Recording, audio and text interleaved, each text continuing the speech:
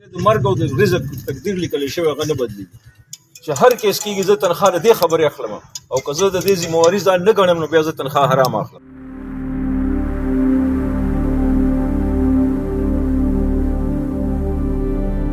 چې فطرت یې غلامي زغملی نه شوه، یو مارغه وکړو سفر پاسې دلاړو، هغه سر نشو بې ځایه ټیټولی، دا د ماتې کو خپل سر پاسې دلاړو.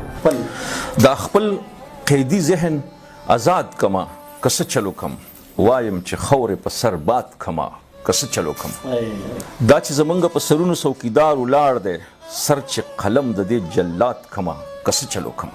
دلته دې خلقو سره نوره ګزاره نه کیږي، ځان له یو خپل جهان آباد کما که څه چلو کم. د محکمې پولیس یو نر پښتون په پښتو او پښتون قام مین پولیس افسر ډي اس پي اقبال مومند سره د 4 پولیس ځوانانو په لکي مروت کې د ترهګرو برید کې شهید کړی شو. زما د سر سودا کوي خو تجربه نه لري، سړی ته نه ګورې زما په سر حساب ورکوي. ته چې د خپل عقیدې له دلیلونه ګورې، صاحب وایا حواله د کوم کتاب ورکوي.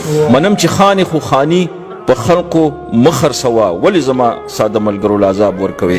خدای بخلی شهید اقبال مومند یو خوش اخلاقه، ملمه دوست، په خپلو ذموارو کلک ولاړ او قلار انسان و. په خپله خوره پښتو ژبه او پښتون قام داسې مینو چې شاعري د خپلې پښتنې خاورې او د ترهګرۍ د لاسه تړېدلې په بمونو خودکش دماکو ځپلې شوي پښتون قام سره د زړه له کومې مینه پکې لکه د رڼا ورځ ښکاره وه.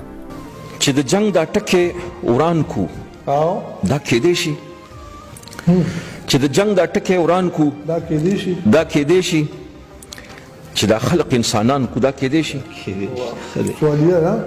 چې دا خلق لږ د ژوند په معنی پوی کو، چې دا خلق لږ د ژوند په معنی پوی کو، چې شعور د قید و بند په معنی پوی کو، چې احساس له کوټې سا واخلي قلار شي، چې دا وران زړونه د خوند په معنی پوی کو، محبت چې له ګرځان کو دا کېدی شي، چې دا خلق انسانان کو دا کېدی شي، د نفرت نه چې نفرت وکړو که څنګه، د نفرت نه چې نفرت وکړو که څنګه، چې را یو شو محبت وکړو که څنګه.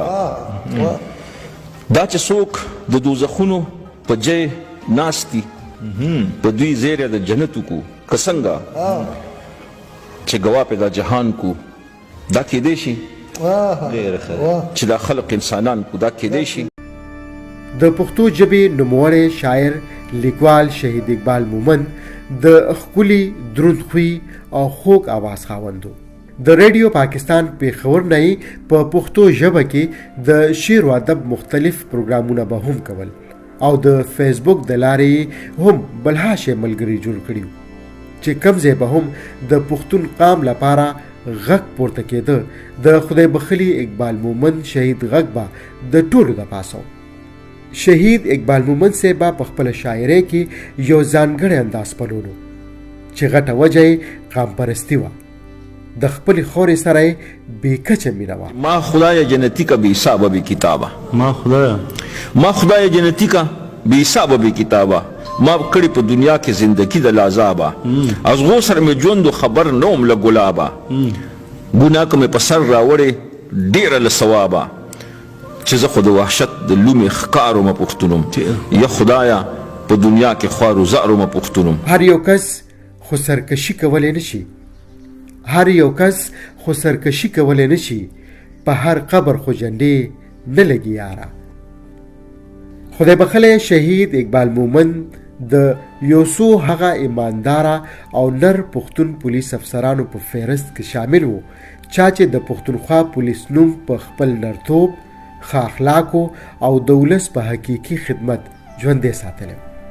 اقباله پلار مې راته داسې ویل چې مینه امن دی او کرکه جنگ دی. که هر څو نن ښاغلی ارواحات اقبال مومند شهید زموږ نه په اوږد سفر لاړ، خو د هغه سوچ، فکر او د مینې او خلوص ډک د امن غږ به تل تر تله زموږ په ذهنونو او زړونو کې ژوندی پروت وي. دا ښار هسې په نوم د انسانانو د لالیا، ځنګل دی پکې راج د شیرمخانو د لالیا، تیارو ځپلي خلک دي زمونږ په خوا کې کینی، مونږ کړی انتظام د رڼاګانو د لالیا.